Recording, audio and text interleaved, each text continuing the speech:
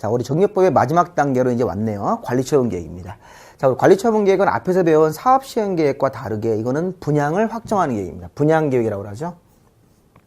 그래서 관리처분계획을 만들기 전에는 이제 사전에 먼저 우리가 여기 보시면 절차를 한번 진행을 하셔야 되는데, 먼저 조합원들한테 분양 일간신문에 공고하고 통지하게 되어 있습니다. 통지. 자, 이거 잘 보시면요. 분양 통지 다음에 분양 신청을 받아주고 분양 신청 결과를 가지고 관리처분계획 작성이 들어가시는 거예요. 자, 순서를 잘 기억하셔야 돼요. 자, 먼저 여기 이제 2번 항목 잠깐 보시면요. 자, 우리 분양 통지가 우리 좀 전에 앞에서 사업시행 인가가 나오면 사업시행 인가 고실로부터 이렇게 120일 안에 조합이 조합원들한테 어떤 내용을 적어서 토지 등 소유자한테 통지합니다. 통지. 예, 통지하고 일간신문에 공고도 하게 되어 있는데요. 중요한 건 통지예요. 자, 이 부분이 작년도까지는 60일이었는데 이거 120일로 개정된 사항이에요. 120일로 우리 그 체계도 같은데 되어 있을 것입니다.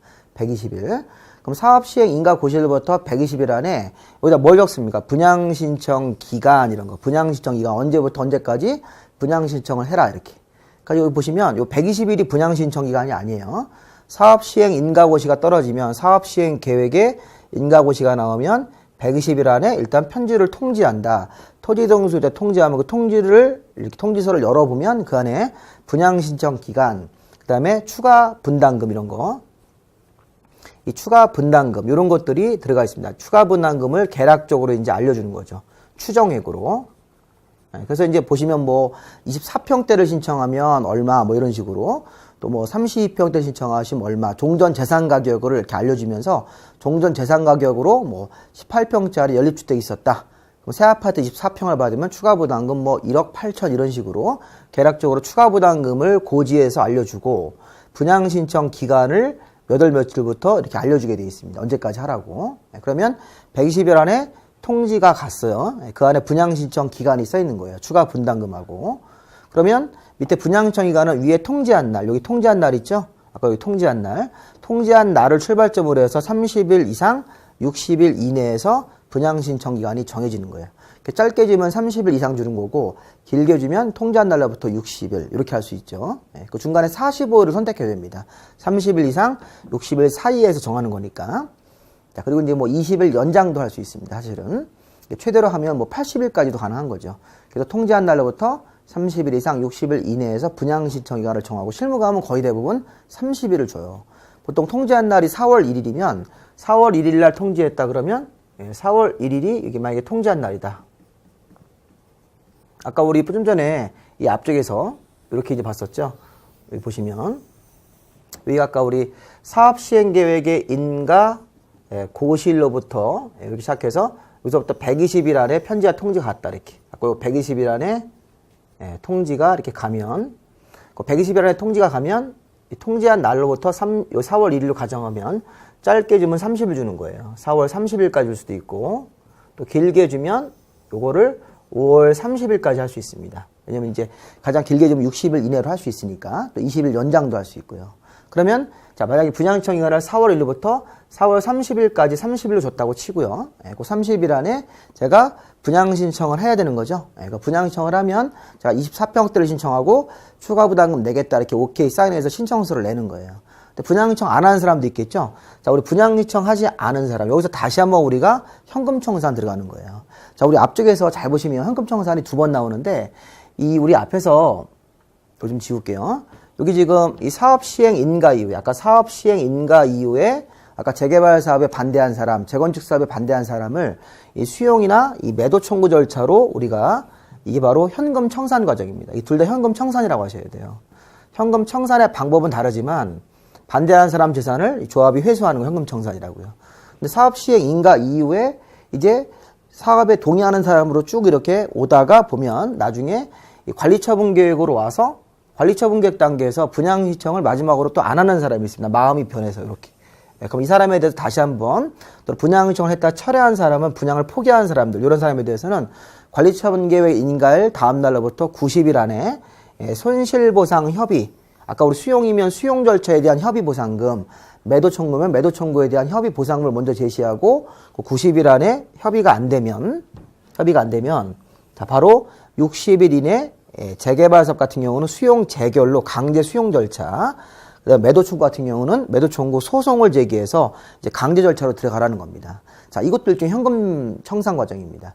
현금 청산이 두 번 나오는 거예요. 사업 시행 인가 이후에 관리처분계 인가 이후에 관리처분계 인가 이후에도 또 이렇게 사업에 동의하다가 나중에 분양청을 포기하는 사람도 있기 때문에 다시 한번 현금 청산에 들어가는 겁니다.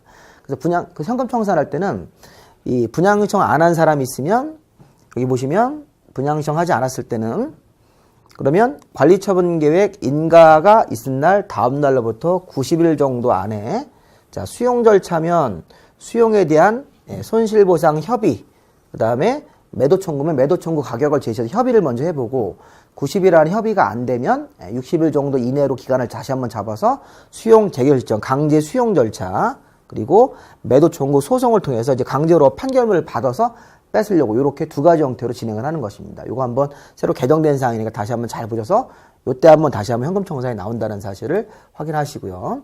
그다음에 관리처분 계획은 사업 시행자가 만들죠. 사업 시행자가 분양 신청 기간 종료가 되면 분양 신청자 명단이 나오는 거예요. 분양 신청자 명단. 그러니까 이 사람들이 이제 명단을 쭉 보면서 사람 이름들이 쭉 나오겠죠.